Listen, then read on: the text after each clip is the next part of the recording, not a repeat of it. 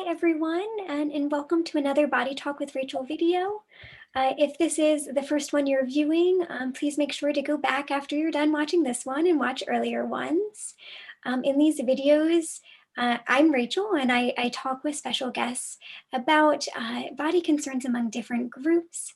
I'm a doctoral intern at the Counseling Center and I use she, her pronouns. And I've had the privilege of talking with special guests in each of these videos. And today I am excited to be joined by Dr. Maria Wydra, the clinical director here at the Counseling Center. And we're going to be talking about Dr. Wydra, or Maria's, experiences with having body differences growing up and how that's maybe impacted her development. So thanks so much for being here, Maria. Would you first Thanks like for to? having me. Oh, Yeah, sorry. Thanks for having me, Rachel. of course. Would you like to first introduce yourself and share a bit about maybe your background that motivated you to be a part of the series? I'd be happy to. So, as Rachel was mentioning, I'm Maria Wydra. I'm the clinical director of the Counseling Center. I've been in the role for several years. I'm a prior to that, I did a lot of work in sexual assault services and trauma and advocacy around sexual violence and preventing it. Um, and I am a counseling psychologist, sort of in terms of my identity, which means that I really think a lot about sort of human growth and development, developmental milestones and issues in our lives, particularly identity development. And so, as I think about the topic for today, body image, that really so nicely fits in with some of the things that I think are really important as we think about who we are and how we develop and how we see ourselves. And so, that's one of the reasons why I was excited to participate in it today. I think how we look at our bodies and how we feel about them really impacts how we evolve our identity as a whole being. And so, yeah, that feels like an important piece of the puzzle. Yeah, that's such a fantastic point. And thanks so much for sharing a little bit about your background, Maria. I just, of course, want to note that this video today is about your personal experiences so that the viewers have some context. And while many people here might relate to your experiences, share some similarities, there may also likely be many differences too. So I hope everyone can just keep that in mind as we're talking about body differences and their impact on body concerns. We use this broader term of body differences just to encompass a variety of experiences. But of course, we're focusing on Maria's experience, and many experiences will unfortunately not be included. So please keep that in mind. But I had the privilege of meeting with Maria before we did this video to organize and prepare for this video a little bit. So I've heard a little bit about her personal story. So I really want to give her some space to start to share a bit about her background with body differences, how that noticing body differences has impacted her view of her body growing up, and perhaps other areas of her life, such as her interactions with others. Yeah, that sounds good. Thanks, Rachel. Mhm. So, yeah, I really appreciate you providing some framing that my story is really my story and that there might be ways in which other folks can relate to it. I think as I think about some of the themes of my experiences, they feel like themes I've heard others talk about, but it is really unique in terms of my own story and my own experiences. And so it's likely not all, well, it's certainly not encompassing of others. So I appreciate that framing a lot. Yeah, so I guess it's helpful to maybe start a little at the beginning of my story. So I was born with a couple of kind of rare conditions. I have something called spina bifida occulta and a tethered spinal cord. And what that means is that there are ways in which my body works and looks that are different than like a typical body, or certainly different than the ideal body that we sort of get sold as an idea from the time we're young. in various ways. And so for me, the ways those differences show up is I have some chronic pain that I struggle with. I also have some mobility challenges, particularly in my right leg and foot, that my it just doesn't quite work as the same as my left leg does, which causes me some challenges that are both visible and invisible. And then in terms of the way my body is a little different in the way that it looks is that I have some size differences between my legs that are noticeable if you look, but could be overlooked if you don't. Um, and so that's kind of the beginning of that story. It was something that I was aware of more and more as I grew older. When I was really young, I just didn't really think about my body in terms of the way that it looked. I kind of enjoyed my body for what it did. And it did most of the things that I wanted to do pretty well enough. You know, I could run and play and climb and it wasn't until I got a little older and started realizing that some of the things that my other peers could do that took a little more skill and coordination that were harder for me. And that's when I think I first started noticing that my body was different in the way that it functioned. And I didn't really know why or what to make of it, but it was something that caused me some pain and shame, I think, earlier on. And then as I got older still, and I started noticing that how we looked mattered to other people and how other people's bodies looked and maybe having some differences of the way mine looked pointed out to me. I started realizing that my body wasn't perfect. I mean, whose is? And I said that word really intentionally because I think we have so many ideas of perfectionism tied up around our bodies and how they're supposed to look. Um, and not only was mine not perfect or ideal, but it was unusual. And that started becoming really noticeable to me, probably late elementary school and then absolutely early middle school.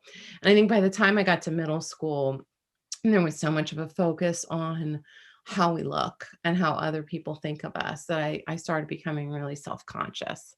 And so that's a big part of how those body differences impacted me. Lots and lots of self comparison. You've really pointed out this tendency to compare yourself to others, and noticing this change as you've gotten older, as you increased awareness of like what you look like, and maybe the limitations of some of your body has impacted your view of yourself. I Mhm. was also struck by you sharing that there are aspects of your I guess, body differences, and thinking of the right word to maybe describe it, that were invisible as well as those that are visible to others, and maybe impacted people's perceptions of you. I was wondering if you could share the impact of visibility on your experiences of your body differences and maybe how others kind of responded to them. And that can be in the past as well as now too. Yeah. Yeah, that's a great question. It feels that my answers as I'm thinking about it is beginning to feel complex and many multifaceted, I think. So when I think about visibility and invisibility of the differences, I think about the thing that comes most to mind is that I really have been able to hide or pass. So depending on what clothes I wear, I can completely hide the visible differences by wearing pants. Like choose, and I did for many, many years, choose not to wear shorts, not to wear skirts. Felt really acutely uncomfortable when I needed to, because there would be, seemed like there was always some occasion where I really needed to. Um, for weddings, family events, formal kinds of functions. And that was really hard. I had a lot of agonizing moments leading up to those kinds of things. But I would try to hide unless I couldn't. And sometimes hiding too meant being really uncomfortable because I would have been much more comfortable in shorts or a skirt because of weather or different things like that. And it all, so hiding was something that I did a lot of. And so I could hide how my body looked I could also hide the differences in how it worked by choosing what to engage in, like what kinds of activities I decided to do, like dancing, things, skiing, things that required a lot of stability on both feet were things that I avoided. Roller skating, there were ways I could kind of fake it so that people didn't really notice, but I could pass a lot. And it was a relief to be able to pass, but it also was really hard. It was hard to there was still just a lot of stuff that I had to hold internally whenever I passed, sort of constantly being aware of pain, especially if I was trying to pass around the way my body worked. I would be really uncomfortable or in pain when I tried to do activities that my body wasn't really made to do that well. And not being accommodated. Passing meant for me that I couldn't be supported and I didn't get some of the compassion and accommodating that I might have needed or really benefited from. And so that was kind of hard. It also meant that I didn't have the opportunity to hear or see others who might have had similar hear from or see others who might have had similar experiences to me or s- or relatable experiences to me in terms of their body differences. And so I think that was hard about it being invisible. And then when it was visible, that was also hard. I remember acutely the times in my life where my body differences were pointed out by others. Either most of the time it would be pretty innocent. Oh, I noticed your right leg is smaller than your left. Oh, your legs are two different sizes. Or, oh wow, your right leg is a lot skinnier than your left leg. Oh, huh. Oh, look at your little like your little toes. Like and those things were really like shame inducing in the moment when they happened, even from the most well-meaning and kind folks.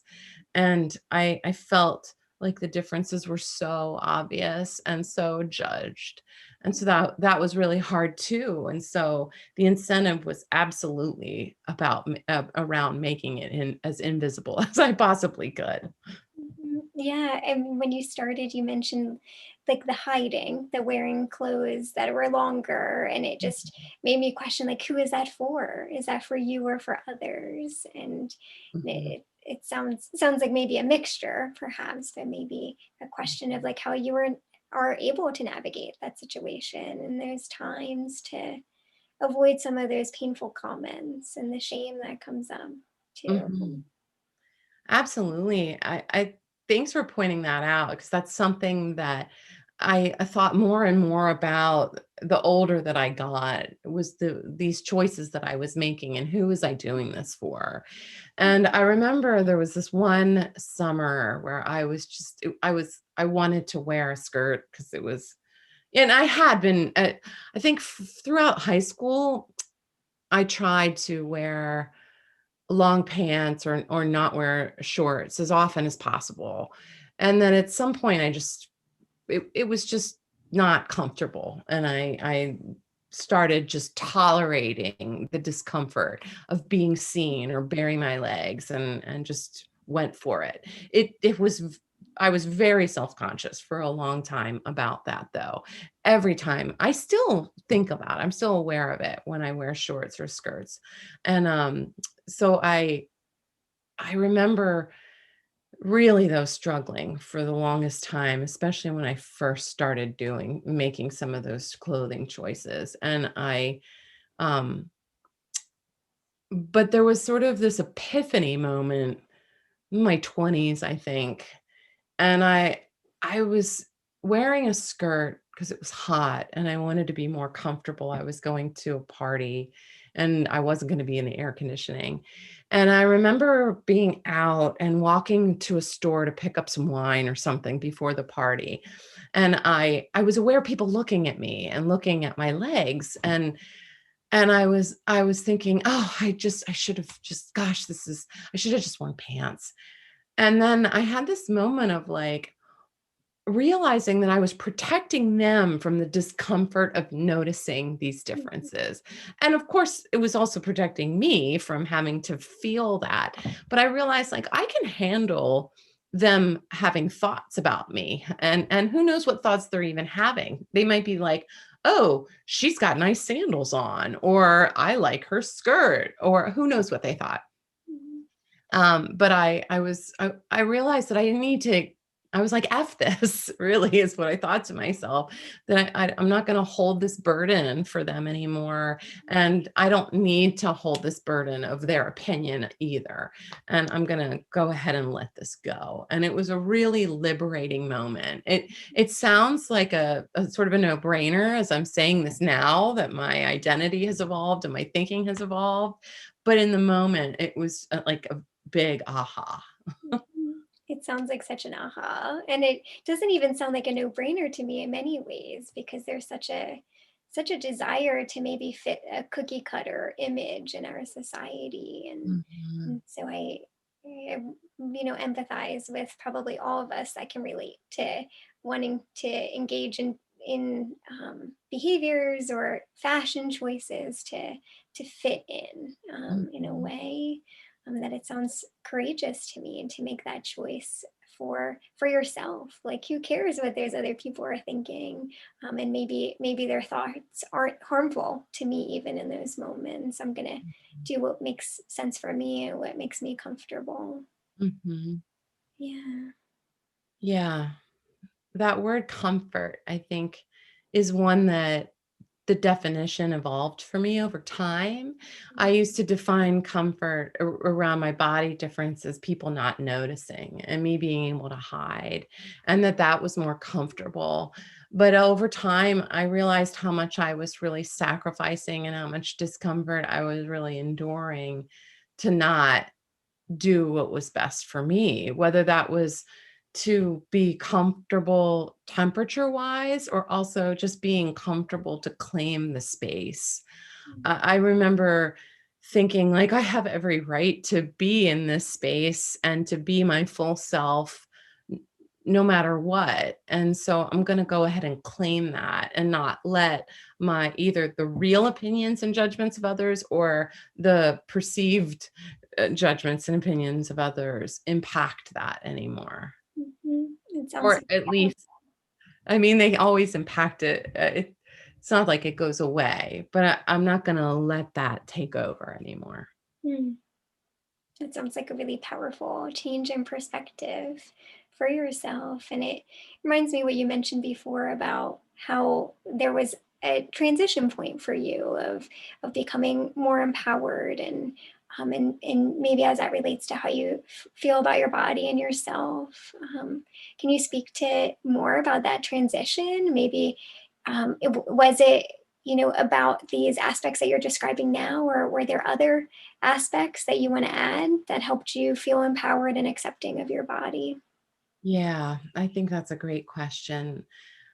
It was an evolution, and so it's not something that happened quickly, and I think about that when I am working with clients who are struggling with accepting all kinds of differences, but, because I wanted a quick fix. I wanted to not feel this way anymore. And I used to think that the answer was like changing my body. Like, if only I hadn't been born this way, if only I could fix this, if only there was some solution, then I'll feel better. But that wasn't available to me. And the quick fixes of fixing my attitude also wasn't available. And so it really was an evolution over time. And I think that as I was reflecting on this in preparation for the our interview today, and I was thinking about how did that happen? What helped me along the way?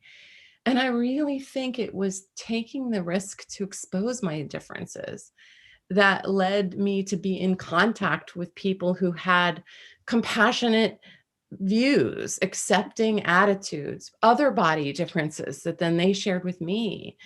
Um, Being part of bigger communities and socializing with folks and seeing that everybody looks different. Everyone has ability differences and either visible or invisible. And really being able to come in contact with them helped me a lot.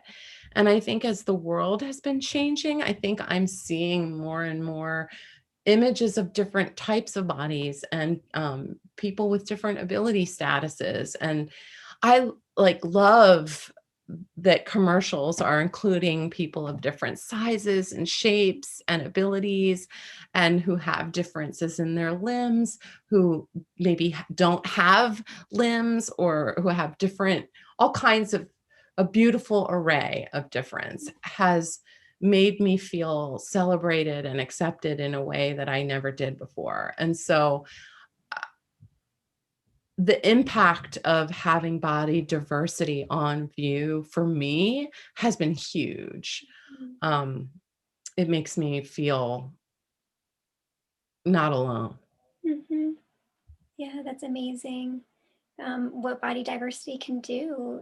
It allows people to feel seen, and expands our idea of what even is the ideal body. Is there one? And is that really a much broader celebration of body diversity that there is? Yeah. So you've already hinted at this a bit, but I'm curious if you might add, thinking about working with people who are currently on their journeys of body acceptance. Do you have any insights or strategies that you might want to share for them to help them in their work now, increasing their own body acceptance? Yeah. I was trying to think of some good answers to this that are easily stated and fairly digestible. And I don't know that I can say it in a digestible format. I feel like all my answers around this stuff are long-winded, but I Okay. think and hard to accomplish. I think getting support from somebody around those journeys are that's really important because I needed help. I needed encouragement from other people. I needed to see other people who had differences. I needed to um, get some exposure. I needed support in taking risks, and that came from friends, and it also came from therapists. And so that was huge. But I think another piece that helped me become more able to come out and not be in hiding was feeling like I had the emotional muscles to weather other people's judgment and not fall apart or wither in the face of it. And that took some time too. And that was also I needed help with that because for a long time, I felt like I lived and died by the opinions of other people and the acceptance of other people. And it took me taking risks and having other people not accept me and having other people judge me and realize that I was still alive the next day and that I hadn't fallen apart. So it took risk taking. It took me commiserating with people who understood and got it. So it took social support. Um, and then it took me really working through some of my need to be accepted, which took some therapy. And so I think it was a very multifaceted, long-term game or a long game to really get to the other side of that and be where I am now. Mhm. Yeah, thank you for your transparency and all of that. I think it's important and valuable to know that it's not just that this one step equates to improved body acceptance, that it's a combination of experiences and support in that journey to work towards body acceptance. So I appreciate you naming that, and also just sharing so much about your personal experiences. Yeah. Another thing that I just thought of if I could add is I think another thing that helped is returning to the attitude I had towards my body when I was a child, which was a journey in and of itself, but the attitude of celebrating it for what it could do instead of focusing on what it couldn't do, celebrating it for well, when I was a kid, I didn't really think about what it looked like, but celebrating it for what it is rather than what it isn't, both inside and outside. And so these days, I feel a lot more focused on the things that I can accomplish. And I'm really active and I enjoy a lot of things physically.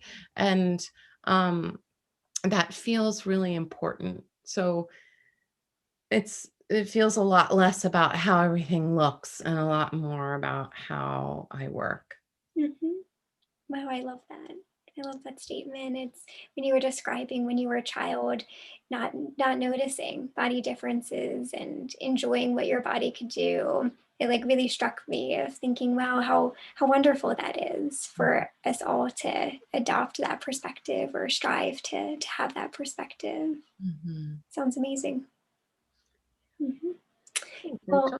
yeah, well, thank you so much, Maria. This has been really insightful and a wonderful conversation. I appreciate you taking the time. Of course. Thank you so much for having me and letting me share my story with you. And hopefully, if it can help somebody else feel seen or understood in a way that might be beneficial to them, I would be so grateful if that's the impact. So I really appreciate you giving me a voice. Of course, I appreciate you for helping that visibility and giving these voices to these experiences too. So thank you. Yeah.